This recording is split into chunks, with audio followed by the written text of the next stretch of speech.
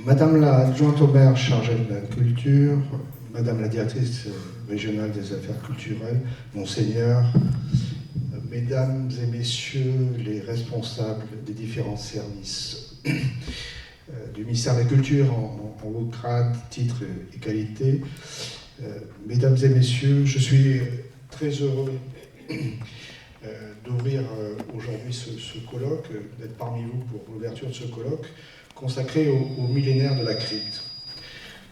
Durant ces 2 jours, toutes et tous, archéologues, historiens de l'art, architectes, paléontologues, vous allez vous pencher sur ce magnifique objet qu'est la crypte et aussi la cathédrale. À la fois vecteur de dévotion à travers les siècles, mais aussi objet d'admiration esthétique pour les plus profanes, elle recèle encore bien des secrets et des mystères. C'est une programmation très riche qui nous attend sur ces 2 jours. Je tiens ici à remercier tout particulièrement Christine Diacon de la DRAC, ainsi que l'ensemble des services du ministère de la Culture et des Monuments historiques qui se sont mobilisés pour préparer ce colloque. Programmation très riche, disais-je, qui va permettre de nouvelles découvertes, à la fois historiques et techniques, mais surtout qui nous permet de traverser les siècles et de mieux appréhender les femmes et les hommes du Moyen-Âge et la façon dont ils vivaient leur foi. En effet, ici, depuis plus de 1000 ans, s'observe le spectacle d'un monde qui va, qui vient et pourtant ne bouge pas. Notre-Dame de Chartres rythme la vie quotidienne de la population depuis presque 1000 ans. Elle est source de la ferveur de millions de pèlerins, mais aussi, je le disais, de l'admiration des profanes. Et contrairement à d'autres monuments qui marquent la foi et le génie bâtisseur de l'homme, comme les pyramides d'Égypte, ce lieu reste affecté à l'usage cultuel pour lequel il a été construit, il a été bâti il y a près de 1000 ans. Et 1000 ans pour la crypte. Sur ce bout d'éperon rocheux dominant l'heure et les plaines environnantes, l'homme y a toujours tenté, depuis les temps gallo-romains, de nouer un dialogue avec la transcendance, dans sa quête universelle du sens de son existence. Charles Péguy, qui trouva l'espérance sur cette terre de Beauce, a dit que les Français sont un peuple d'architectes et de créateurs. Et partout, en ce lieu millénaire, se lit l'empreinte de cette volonté française de maîtriser, embellir et transmettre. Transmettre, et nous sommes au cœur de ce colloque. Et je forme le vœu et le souhait qu'au-delà de ce cénacle de sachants, ces 2 jours puissent permettre une diffusion la plus large possible, au plus grand nombre, de la connaissance de cette crypte et de cette cathédrale. Et pour transmettre, il faut savoir préserver, non pour nous seuls Français, mais pour l'humanité tout entière, puisque la cathédrale a été inscrite en 1979 sur la liste du patrimoine mondial de l'humanité. Cette double distinction, monument historique et patrimoine mondial, constitue en contrepartie une responsabilité importante et exigeante pour les services de l'État et la DRAC, Centre-Val de Loire au premier chef, qui assure en son nom la maîtrise d'ouvrage des travaux de conservation et restauration menés sur le monument et son mobilier en relation étroite avec le clergé affectataire. Mais l'attention portée à la cathédrale et à la crypte bien au-delà des services de l'État. C'est ce qu'a démontré l'écriture de son premier plan de gestion, véritable projet de conservation et de développement pour le site et son territoire. De ce fait, ce projet participatif et collaboratif a permis de rassembler l'ensemble des acteurs, de la gestion et de mettre en valeur de l'édifice, qu'il s'agisse des services de l'État, du clergé en tant qu'affectataire, de la ville de Chartres, des collectivités territoriales ou encore des associations. Ce plan de gestion UNESCO de la cathédrale de Chartres est constitué d'un programme d'action visant à assurer la conservation du bien, la poursuite et la valorisation de la recherche universitaire sur le site et son contexte. Le développement touristique et économique autour de l'inscription au patrimoine mondial, ainsi que l'appropriation du site et le partage de sa valeur universelle exceptionnelle. Il vise aussi la prise en compte de ses abords dans les documents d'urbanisme, car un tel défi nécessite un écrin, d'où l'attention portée conjointement par l'État et par la ville de Chartres à ce qu'on appelle, horriblement d'ailleurs, la zone tampon, afin de préserver les abords de la cathédrale et de saluer les travaux engagés par la ville en ce domaine.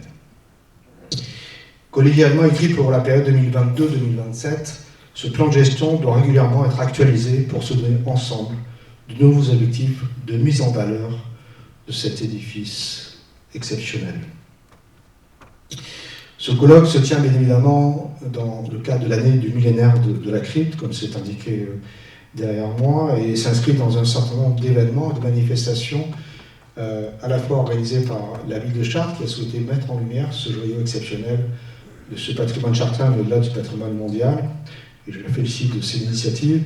Et ici, je remercie chaleureusement le diocèse par sa présence, par sa volonté à valoriser ce magnifique lieu et par entretenir bien évidemment sa flamme spirituelle à travers le jubilé. Je parlais de transmettre, de préserver, de protéger, de conserver, et c'est le rôle fondamental de l'État, de cette conservation et de cette mise en partage du patrimoine, facteur d'identité et de cohésion. Et au moment où faire nation est un impératif, un patrimoine n'a de sens que s'il est partagé et transmis. C'est la France qui a fait la France, écrivait Michelet, fille de sa liberté, signifiant ainsi qu'il fallut un effort millénaire pour unifier, rassembler, défendre notre peuple et son destin. Qu'à sa juste mesure, modeste, scientifique, culturelle, ce colloque puisse apporter plus de connaissances, plus de savoir sur ce magnifique bâtiment, sur cette crypte, et par là même tisser les liens entre les hommes et les femmes qui, au cours des siècles, ont su construire, puis préserver, entretenir ce magnifique joyau qui, aujourd'hui, appartient à l'humanité tout entière. Je vous remercie.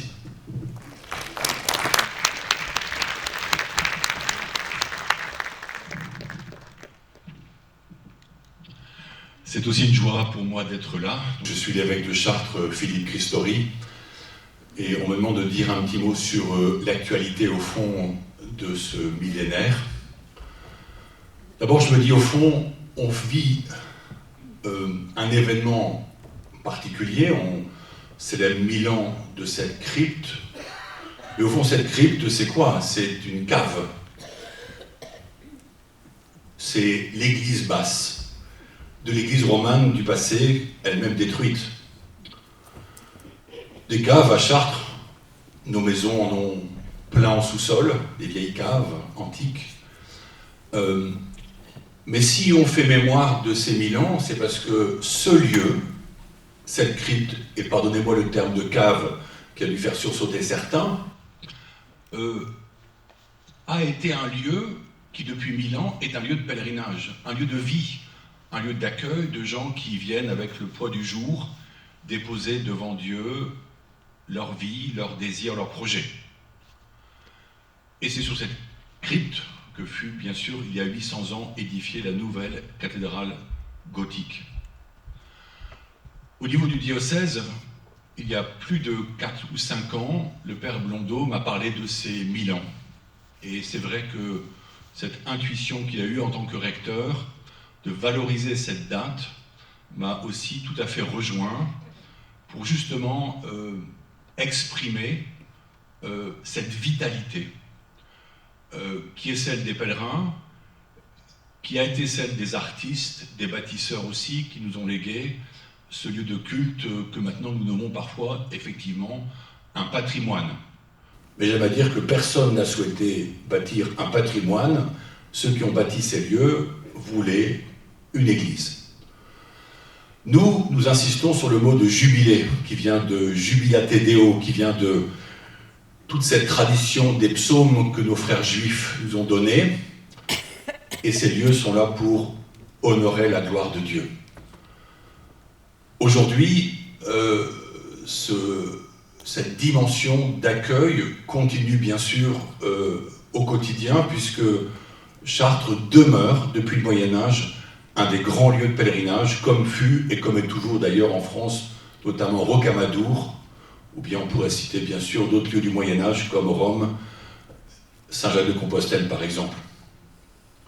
Pour nous, un jubilé, c'est aussi un terme qui vient d'une tradition juive ancienne, puisque la Bible disait que régulièrement il y aurait des jubilés lors desquels les terres seraient redistribuées, les dettes seraient remises et les esclaves seraient libérés.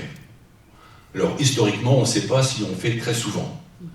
Mais à la fin du Moyen-Âge, l'Église elle-même a repris cette idée d'un jubilé, notamment tous les 25 ans, l'Église universelle a un grand jubilé, l'occasion de pèlerinage bien sûr, d'une réconciliation, on peut dire, entre Dieu et les hommes, mais aussi, on l'espère, de paix pour l'humanité, et notamment, ça sera en 2025. On aura ainsi, nous, 2 jubilés qui vont se superposer, celui que nous avons commencé le 8 septembre et qui finira le 15 août pour ces 1000 ans de la crypte, et le grand jubilé de l'Église universelle, dont les événements principaux se dérouleront à Rome. Aujourd'hui, on propose, nous, un accueil ouvert à tous ceux qui veulent, ce qu'on appelle un parcours jubilaire ou un pèlerinage jubilaire qui commence par la crypte. On peut y descendre par le côté nord qui est un peu le côté traditionnellement de l'ombre, voire même de l'ennemi. Et je pense que c'est peut-être lié, me semble-t-il, à Jérusalem même. Cette ville de Jérusalem est entourée de très profondes vallées, la Géhenne par exemple, le Cédron, qui sont au nord, au sud et puis à l'est. Et au fond, l'ennemi arrivait par le nord toujours, parce que c'est plus plat, plus facile d'accès. Et donc aujourd'hui, on passe du nord de l'ombre, du sous-sol à la nef qui est la lumière, comme un itinéraire en raccourci de la vie qui nous fait accueillir la lumière. Voilà. Et puis il y a différentes étapes qui sont proposées dans cette crypte et dans la nef pour aboutir ensuite à Notre-Dame du Pilier au côté gauche de l'église. Alors j'aimerais peut-être conclure par cette parole qui m'est venue ce matin en y pensant un peu. Sainte Thérèse de Lisieux, qu'on aime beaucoup en France, dit que la prière est un simple élan du cœur, un regard jeté vers le ciel.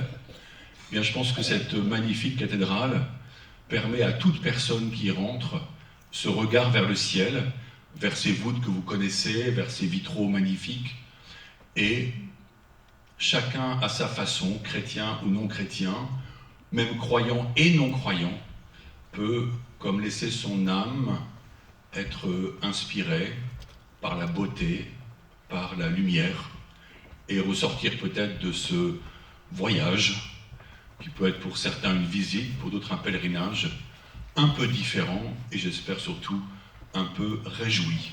Et j'espère que c'est votre cas, et je vous souhaite une très belle journée.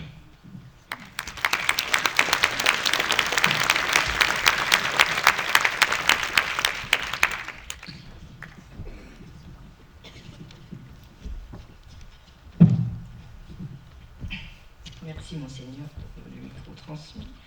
Je vais revenir peut-être à des considérations un peu moins élevées spirituellement, mesdames, messieurs. Donc, Monseigneur, Monsieur le Préfet, Madame l'adjointe à la culture, mesdames, messieurs les professionnels du patrimoine, mesdames, messieurs les amateurs et amoureux de la cathédrale de Chartres. Lorsque nous parcourons notre territoire national, nous pouvons constater qu'il est orné d'un très grand nombre d'églises et de cathédrales, et nous pourrions être tentés de penser que la plus grande richesse de Dieu, c'est son patrimoine immobilier. Pardon, Monseigneur. Au-delà du trait d'humour, il faut rappeler que depuis 1905, c'est l'État qui est propriétaire des 87 cathédrales, et depuis 1912, il en a confié la responsabilité au sous-secrétariat d'État aux Beaux-Arts, devenu depuis ministère de la Culture, qui lui-même a chargé ses services présents sur le territoire régional, les DRAC, les Directions Régionales des Affaires Culturelles, qui a chargé donc ses services d'en prendre soin. Prendre soin, ça signifie tout d'abord assurer l'entretien et la sécurité de ces édifices. Et je voudrais souligner l'action, la mission et le dévouement des architectes des bâtiments de France, qui sont maîtres d'œuvre de ces petits travaux réguliers d'entretien et qui sont responsables uniques de sécurité pour ces édifices.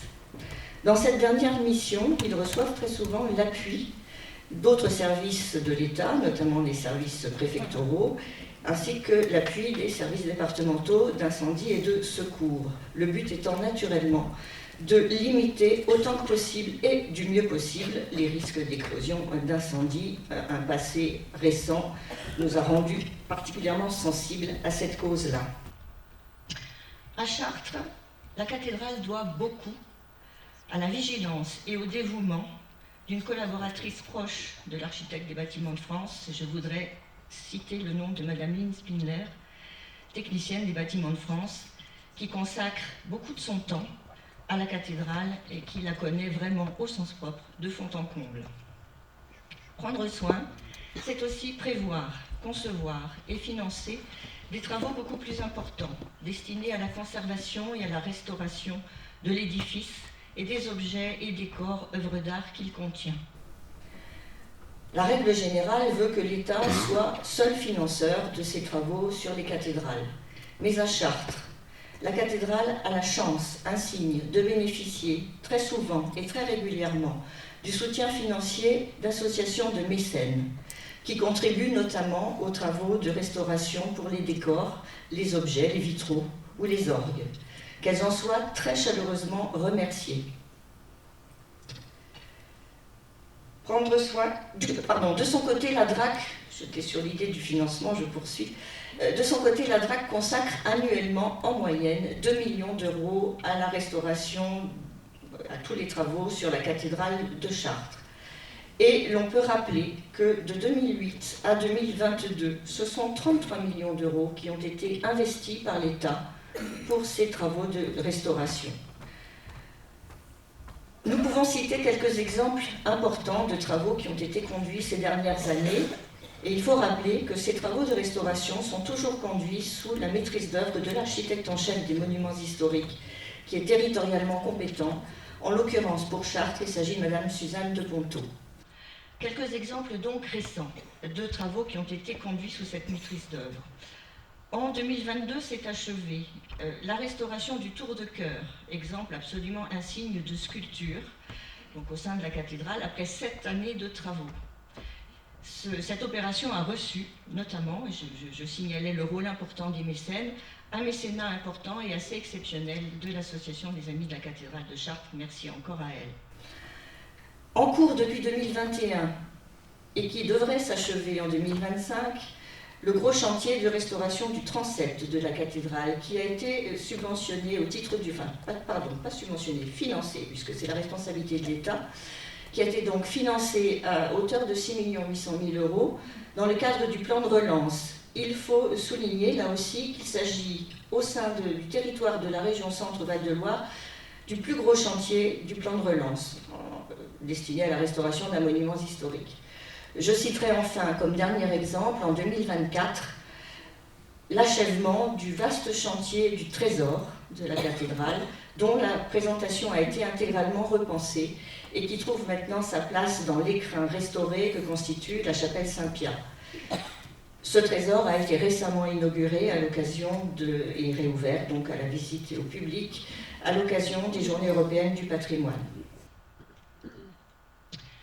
Tous ces travaux importants, il s'agit évidemment, bien sûr, de veiller à leur bonne exécution. Et cela repose notamment sur l'étroite et l'excellente collaboration qui peut exister entre les services de l'État, les maîtres d'œuvre et les entreprises. Au sein de la DRAC, au sein du service des monuments historiques, mes collaborateurs, Anne Hems, la chef de service, Irène Jourdeuil, son adjointe, Daniel Alazar, ingénieur du patrimoine, et Fabienne Laudebran, chargée d'études documentaires, consacrent leur savoir, leurs compétences et beaucoup de leur temps à la cathédrale de Chartres. Je voulais le souligner et les en remercier. J'ai parlé des entreprises.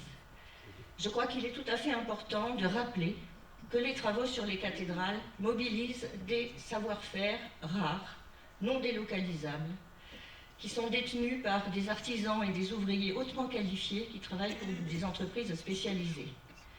Tous couvreurs, sculpteurs, restaurateurs de peinture, orfèvres, maîtres verriers, facteurs d'orgue, et j'en oublie évidemment un très grand nombre, consacrent leur talent et leur temps à la conservation, à la restauration de ces édifices et de notre édifice, celui qui nous est particulièrement cher, la cathédrale Notre-Dame de Chartres. Les travaux sont en fait l'occasion de créer une forme de cercle vertueux qui assure la perpétuation des savoir-faire, eux-mêmes garantissant celle de l'édifice et sa transmission aux générations futures. Car il est bon que nous nous rappelions que nous tous ici, nous ne sommes en réalité que dépositaires de ces biens singuliers et précieux que sont les cathédrales.